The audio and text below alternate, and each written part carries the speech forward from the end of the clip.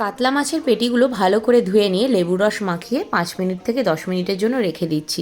এরপর এর মধ্যে দিয়ে দিচ্ছি ক্রাশ করে নেওয়া পেঁয়াজ, আদা, রসুন আর লঙ্কা।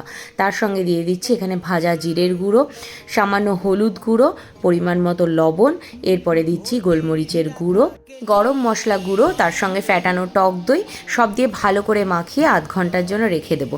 অন্যদিকে মুসুরির ডাল বেছে ধুয়ে নিয়ে ভালো করে শুকিয়ে এরপর শুকনো খোলায় ভেজে নিয়ে দেখো গুঁড়ো করে নিয়েছি, তবে মিহি গুঁড়ো নয়, হালকা দানা দানা থাকবে। এর মধ্যে গোলমরিচের গুঁড়ো আর লবণ দিয়ে একটু মিক্স করে নিলাম, আর তারপরে তার মধ্যে মাছগুলোকে দিয়ে এরকমভাবে ড্যাব ড্যাব করে ভালো করে এই ডালের গুঁড়োটা মাখিয়ে নিলাম চারপাশে। এরপর গরম তেলে উল্টে পাল্টে 5 মিনিট রান্না করে নিতে হবে, যাতে এরকম গোল্ডেন কালার হয়ে যাবে। ব্যাস, তাহলেই রেডি হয়ে যাবে কুড়মুড়ে ঠাকুরবাড়ি স্টাইলে ফিশ ফ্রাই। স্টার্টার হিসেবে যেরকম ভালো লাগে সেরকমই ডালের পাতে ভাজা হিসেবেও কিন্তু দুর্দান্ত লাগে। রেসিপিটা ভালো লাগলে অবশ্যই একটা লাইক, কমেন্ট, শেয়ার করতে ভুলো না।